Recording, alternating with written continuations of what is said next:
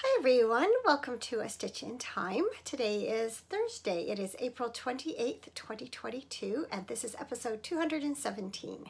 My name is Carol. My Ravelry name is Knits and Pearls, and I'm coming to you from the Fraser Valley of British Columbia, Canada, which is not too far from Vancouver. Hope you've all had a good couple of weeks since we last spoke.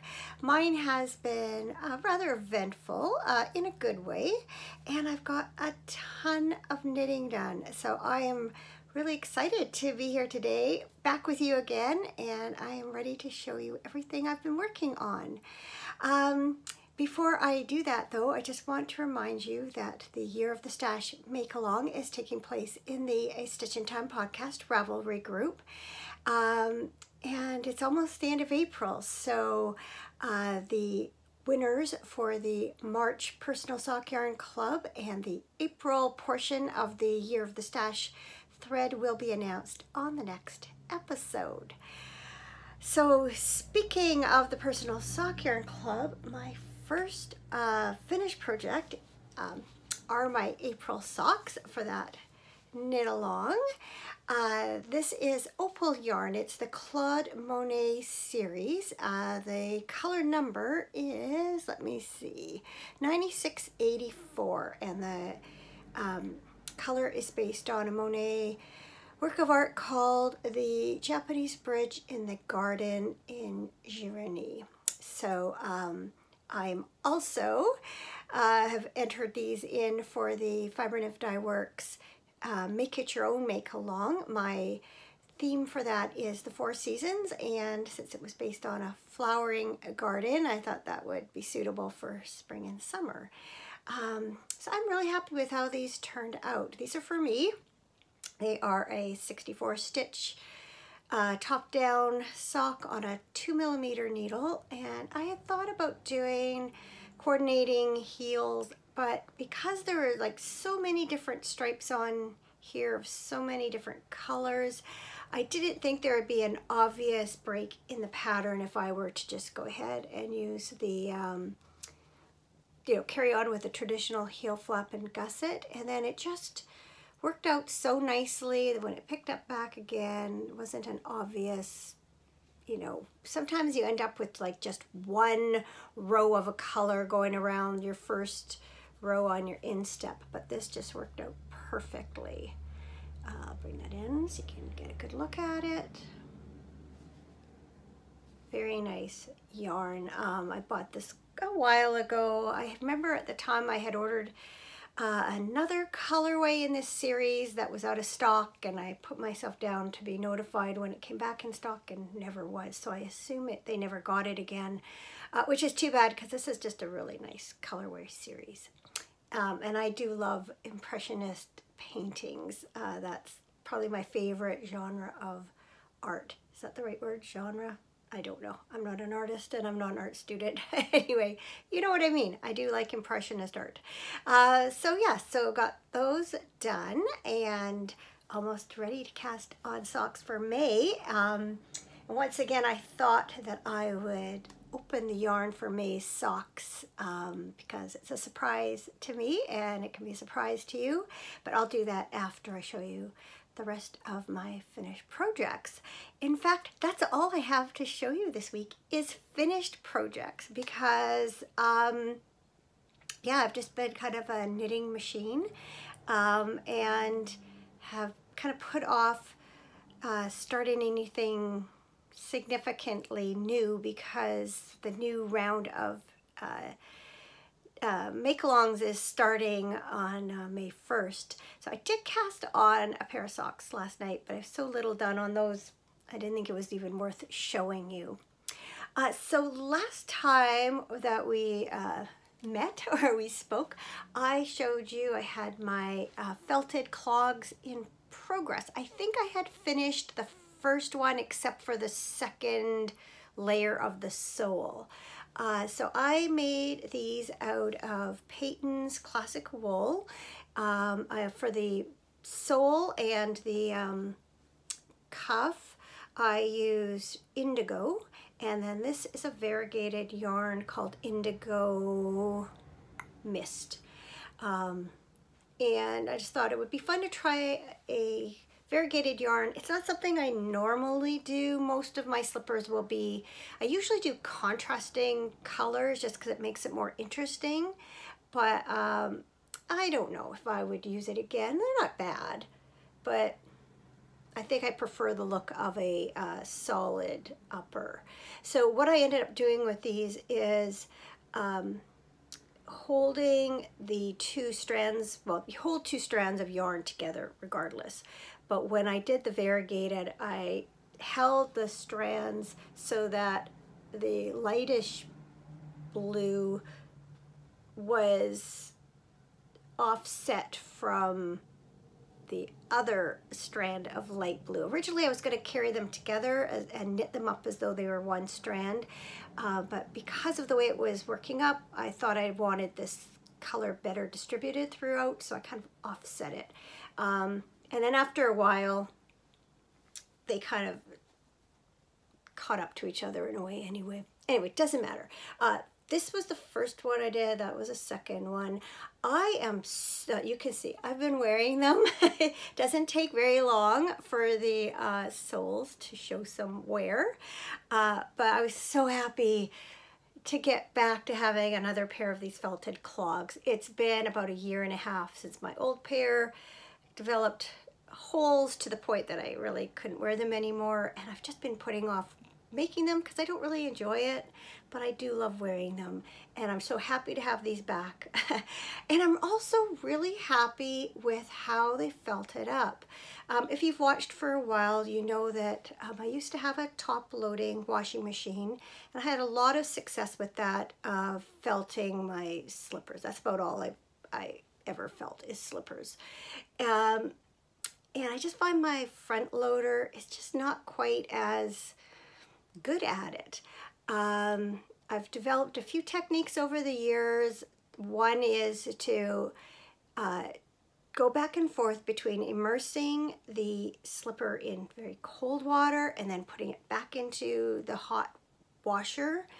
And I take it out about every 10 minutes and check. I think this took me 40 minutes. So I started off the load, set my timer for 10 minutes, took it out, restarted the wash cycle. Well, I took them out, put them in cold water, immediately put them back in. I had a couple pair of jeans in there to add some agitation. And I started out with these in a lingerie bag to protect my washing machine from getting too much lint in it. And then after they'd felted down quite a bit, I took them out of the lingerie bag to hopefully get them a little more beat up. And yeah, it just seemed to work really well. They're not perfect. You can see like some creases there. But overall, like I found in the top or the front loader, a lot of the times the stitches don't disappear as well as in the top loader.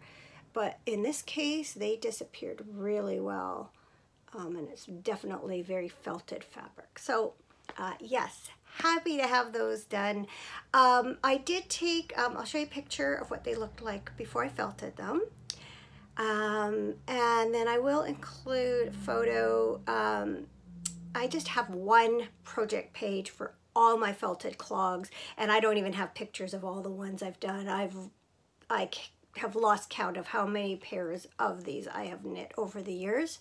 But I will try and include a picture of these, but you can see them now, so it's not that important if they don't have them. But I did take that picture so you would see how they looked unfelted. Okay, moving on. I'm going to show you a project that I showed you last time that was finished. It is the Winter Trails hat by Alana Dacos of Never Not Knitting. And I used Sweet Georgia yarn superwash worsted in a unique dye lot to knit it with. It's this navy blue, really beautiful cabled hat. So my idea was, I mostly don't wear, well, we call them toques here in Canada. I think beanie is another word for it that you hear a lot. I usually don't wear this style hat. I find that a slouchier hat is just usually more flattering with my hair and the shape of my head, I guess, mostly because of my hair. So I was going to, or my idea was to take this hat, add an inch of length so that it would slouch a little bit while I wore it. But what I found is after I knit it, and I showed this last week, because the yarn is worsted, it's tightly knit, and it's got all these cables, it was just too dense to really flop properly, or to drape properly, to slouch properly. So I had kind of turned back the brim, and I thought, yeah, I could see myself wearing it as it was supposed to be. And I was debating what I was going to do to make it shorter. And I sort of have this idea of just turning the hem up to the inside and just sewing it along the beginning part of where the cables start. And it worked great. So, see, usually my hair gets squished and stuff, and that's why I don't usually do it. So anyway, I'll just turn. I think you should be able to slouch my see, because for some reason I feel like you can't see me, but if you can see me like this, you should be able to see me like that. Anyway, there it is from the side. There it is from the back. There's a look at those cables. And yeah, I will definitely wear it like this. It's not bad. I feel like it's not too bad. Sometimes when I wear these sticks, my hair, it just gets all, to my head, and I prefer to wear a hat where I can kind of have it back from my face a little bit so my hair doesn't get so squished. I know, vanity, vanity, right?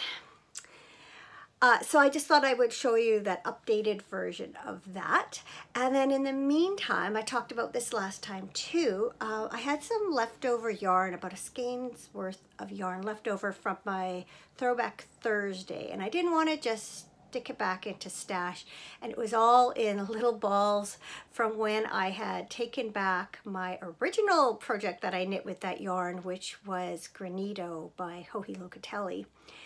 And so I decided I would do a hat, and I would just alternate little balls of yarn going up the hat, and I was pretty sure I had enough yarn that I could get a hat out of it. And when I was looking for ideas, I came across another hat by Alana Dacos called Autumn Vines, and it is knit in a sport weight, and it is a beret. It's an actual beret style hat, which is what I like to wear, that or a slouchy hat. So I thought it would be perfect. Incidentally, I knit both of these also for the Meow because, hello, winter trails and autumn vines. That wasn't the deciding factor in both cases, but it helped my decision on which pattern to do. So anyway, this is how it knit up. Isn't that a beautiful hat? And I feel like the yarn is variegated, but I don't feel like it takes away from the patterning. There you go. Pro tip, not my pro tip, but I read it somewhere. When you block a beret over a plate, put the plate into the beret first, then immerse it in water, and that way you don't get your cast on edge and ribbing stretched out, because I know I have done the other, and then you end up with a really loose brim, but that really helps. So I'll try that one on. Oh, and I know last time I mentioned that I was having trouble with the cast on. I ended up just doing a ordinary long tail cast on, but I have to say that when I read the instructions later, I realized that what I was supposed to do is cast on with an alternating long tail cast on, and I was trying an alternating cable cast on and just an alternating regular cast on, and I didn't like the way it looked. If I had done an alternating long tail cast on, maybe I'd have liked the results better. And in any case, it doesn't matter. I did just a regular long tail cast on. So there it looks from the front. There's the side. There's the back. And there you go. So yeah, really, really happy with this one too. Yeah, and this is kind of just sits how I like my hats to sit. Got a little more room out there for my hair. Doesn't get quite so squished and flattened. Over the years too, I've had shorter hair, so then really, oh yeah, my hair is not behaving today as it is. Yeah, when you have short hair and then you put like this type of hat on, that's especially awful. It's not so bad if you have a little bit of hair to stick out the bottom. Sorry, I just can see this. Speaking of sticking out, it just does not want to behave. Oh, everyone who has straight hair wants curly hair, and vice versa. And yeah, this is just gonna deal with that. Nothing else I could do right at the moment. Okay, I finished another pair of socks. I did not expect that to happen, but once I had finished my April socks, I needed another pair of socks to work on, and I was going to go cast on another pair, and then I remembered I had cast these on for my brother-in-law for his birthday in November, and so I just thought, oh, I'll just keep working on these. So these are knit from Regia's Arnie and Carlos Lofoten series. This is color 03879, and I think it's pronounced Moskenes. I think that's a place in the Lofoten area. So we went over to Victoria last week. I'll talk more about that in a bit. So I took these with me, and just as we were getting back, pardon me, back at the terminal on our way home, I Kitchenered up the toe on one. And I shoved my needles and yarn in the bag, and then I didn't pick it up again till we were back in the car, and I decided to cast on the second sock to knit on the way home. And later on, after I got home, I think I had done the cuff and a little bit of the leg, and I realized that I was using, the needle felt big, and I checked the size, and it was a 2.25 millimeter needle, which is unusual because normally I knit my fingering weight socks on a 2 millimeter needle. And so I was comparing and trying to figure out if I had knit these on a 2.2 or the first one on a 2.25. And so I took out what I had done on the second sock, recast on with a 2, got, you know, a few rows into the main leg of the sock, and I realized that yes, I had used a 2.25 for the first sock. I think I had both sizes of needles in the bag, and I think, well, I just don't know. I know I have 2 pairs of Chaogu needles, which are quite new, and they both look the same. Like my old pairs have kinks in the cables and stuff. These don't. And I just think, for whatever reason, when I started these in the first place, I picked up the wrong set of needles. So I have knit these on a 2.25 millimeter needle. They're 72 stitches, and that's bigger than I normally make for my men's socks, especially for like my husband or for my brother-in-law. So I'm hoping they're going to be okay. They're not like hugely different, but I have a feeling they're going to be a bit looser than the ones I've knit him in the past. I wasn't about to take out one and then redo, you know, redo them. I just thought, okay, they are what they are, and hopefully they're not too bad.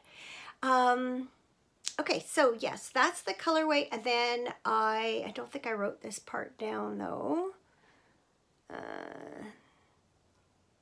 No, I used some West Yorkshire Spinners yarn to do the contrast traditional heel flap and gusset.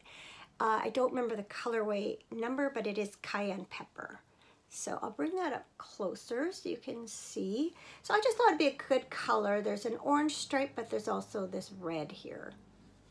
So I thought it would complement it. So these Arda and Carlos yarns are always a lot of fun to knit and see the pattern knit up. You know, it's potato chippy, as they say. You know, you want to do one more row. So yeah, happy with how those turn out, and I am so way ahead of the game.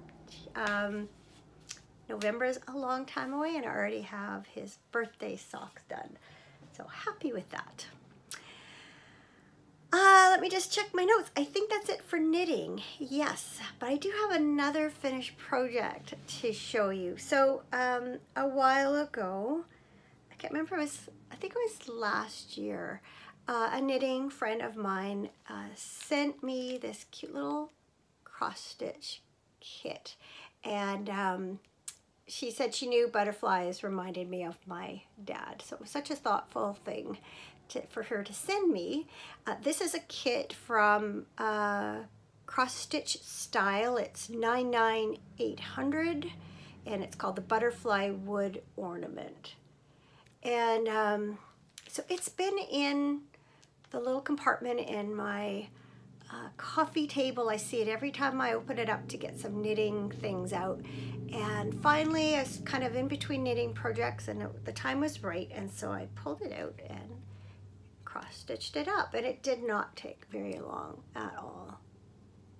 And yeah, so it's just wood, and there's little holes in a grid pattern, and you just, you know, follow the pattern like you would any cross-stitch pattern. So I think it's really cute. Added a hanger. I think what I'm gonna do, if you'll notice, I talked about this a few weeks ago, I was gonna kind of move some of my bins around. So I think I'm gonna hang this here. Now, I guess you probably won't necessarily see it on camera, but I will definitely see it in my craft room. And then this little guy is a little alpaca from Knit Picks, and I got it as a free gift when I placed an order a while ago. So I think what I'm going to do is put some thread through its head, poor thing, and then I'm going to hang it over here. So I'll have all my little things hanging up. So, thank you again. You know who you are. I had a lot of fun knitting that, or stitching that up, and I look forward to having it on display here where I can see it whenever I want. Okay, as I mentioned, May 1st is fast approaching, 2 more days.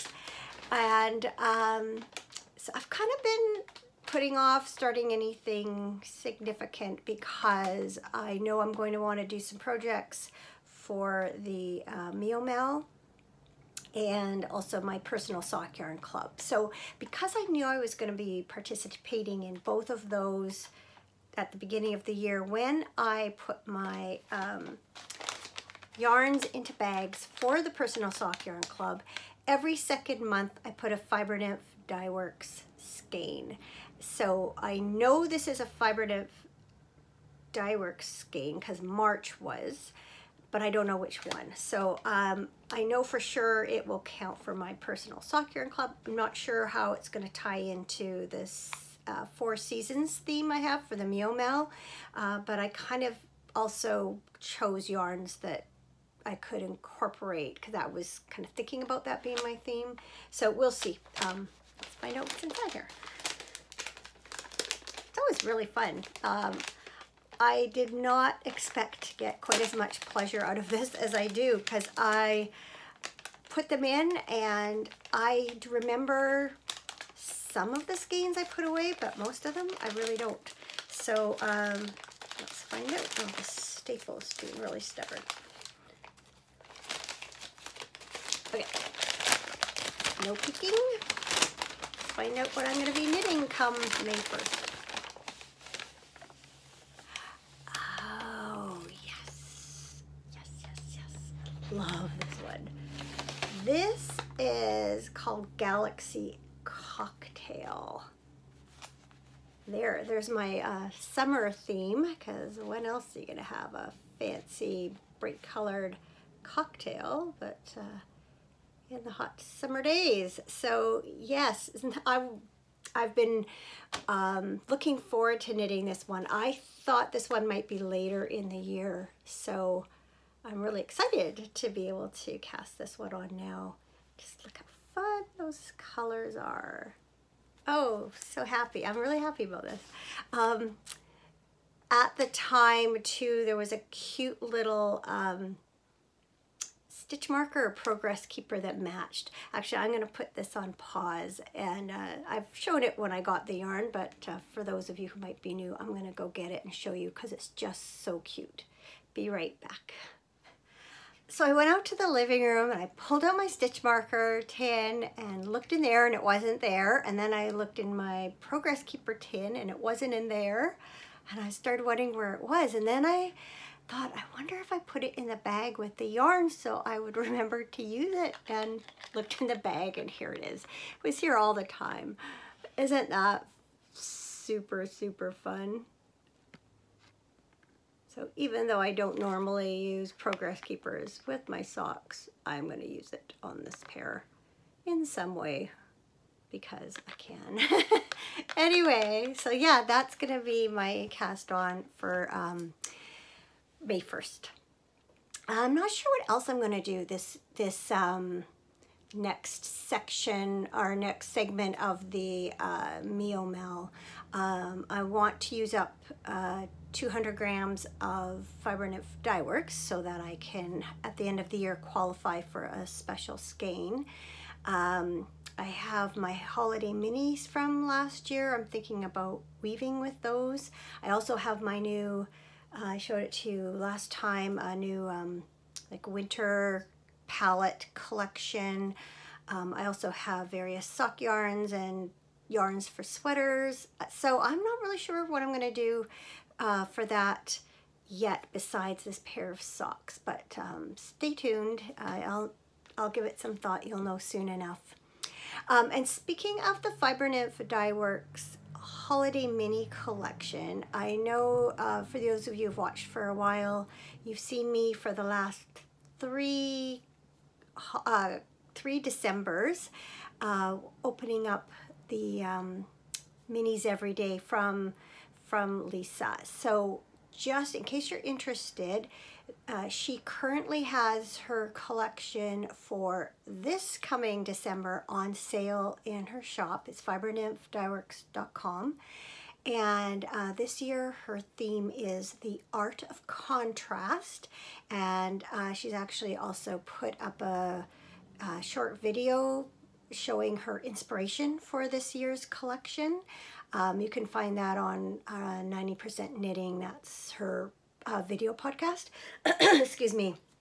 So yeah, up until the end of May, this is all the collections available to pre-order. So just thought I would give you guys a heads up, because I know in the past I've had many of you ask me about them. So yeah, it took me a long time. This year she's got tons of different combinations that you can order, 10 gram minis and 20 gram minis and different bases and spinning fiber. And I've always had, maybe that's all she's offered. Anyway, I've always done 24 10 gram minis and then gotten the special skein for December 25th, or for the 25th. I did that again this year, but this time I chose 20 gram minis, and I got them in the bounce base, which is just her plain superwash merino and nylon. And I just thought that would give me the most flexibility. So yeah, I mean, it's months and months away, but I I've placed my orders, so it's not exactly an acquisition, but it's an upcoming acquisition. The best part about it is it's paid for. So when I start, it starts arriving in the mail, or when it arrives in the mail, I should say, yeah, it's already paid for. I'm gonna take a sip of tea because I've been talking. It's gone a little lukewarm. I should have warmed it up when I went out looking for my lost stitch marker. I've warmed up my tea and had a sip, and now it's time to talk about what's been going on around here for the last couple of weeks. So since we spoke last, Easter has come and gone, and in fact I didn't realize this until either that weekend or after the fact that it was Easter, Passover, and Ramadan all at once, which I think practically never happens. So whichever holiday you might celebrate, hope it was a good one. We had, I was gonna say we had quite a relaxing weekend, and that's not entirely true because we worked pretty hard on the Saturday. It was nice out, and so we took that opportunity to pull out all our outdoor furniture out of the shed and gave our furniture and our decks all a really good cleaning. Start out fresh for the warm weather season. So that's always a great feeling when you're transitioning from, winter and early spring into the warm weather months. We do spend quite a bit of time outdoors during late spring and summer, and not so much in the sun. Neither of us are big sun people, but we like to be outside, enjoy the, the bird song and the cool breezes and the, hopefully see some hummingbirds and admire the flowers, all of that. Speaking of, I have not seen a hummingbird for a very long time. My feeders have been up. They are up all year round, but hoping to see them back again soon. We did have them into the winter, and then when it got really cold, they all disappeared. So they should be back soon. So we were just kind of near the end of our job, and our younger son called to see if he and his girlfriend could come over for a visit. They were fresh out of isolation. They had both had COVID.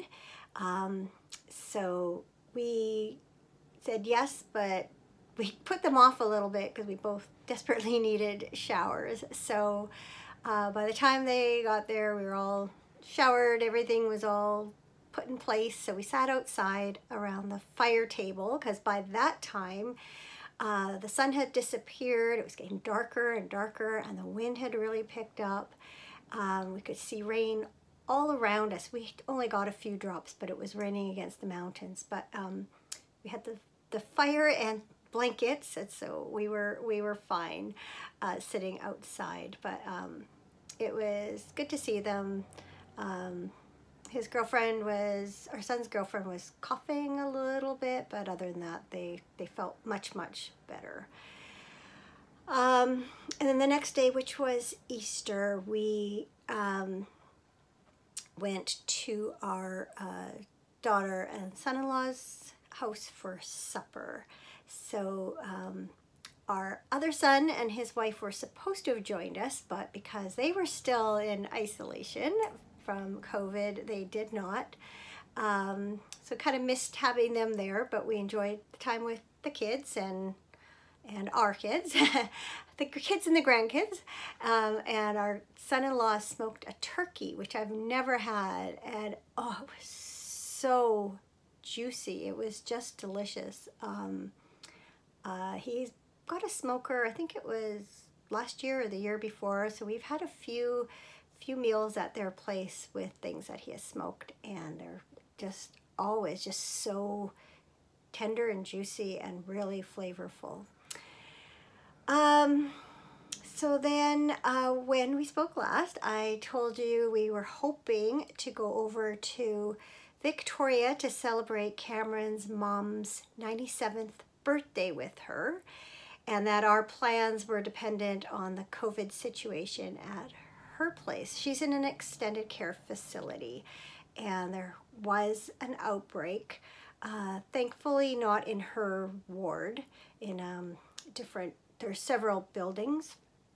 So hers was not affected, but it was still in lockdown, if that's the right word, when, it's not the right word, but they still had an outbreak for when we were going over.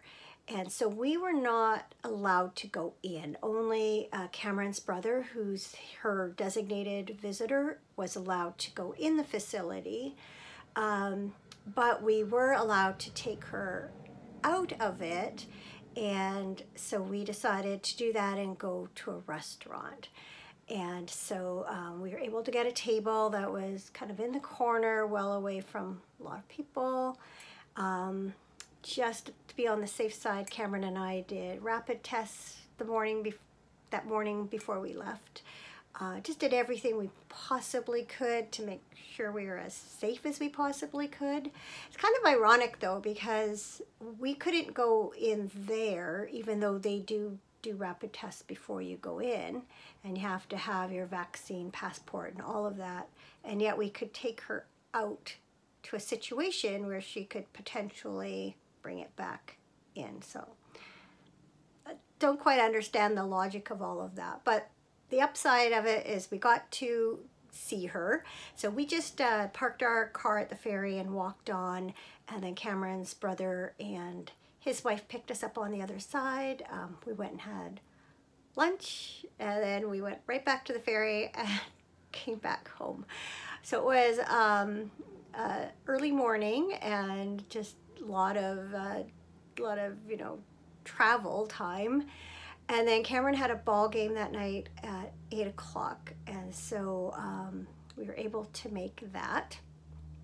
And then found out the next day that one of the players had tested positive, and I had spent some time with her going over the lineup and stuff. So I've been, was monitoring myself this week, making sure that I didn't have any symptoms, which I didn't, thankfully. It was really windy that night too, and I'm thinking that might have been our saving grace, because I don't know if COVID could have survived that wind. It was crazy.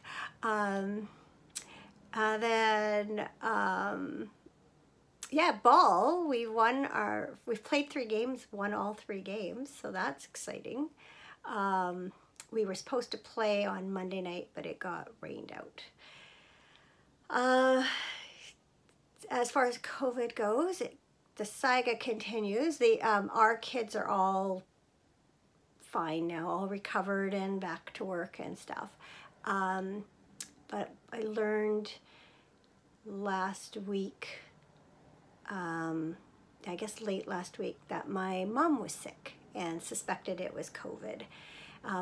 She lives in a very small town, and she said up until recently, so right from the beginning of the pandemic, she said she knows maybe 5 people that have had it, and several of those were right at the beginning.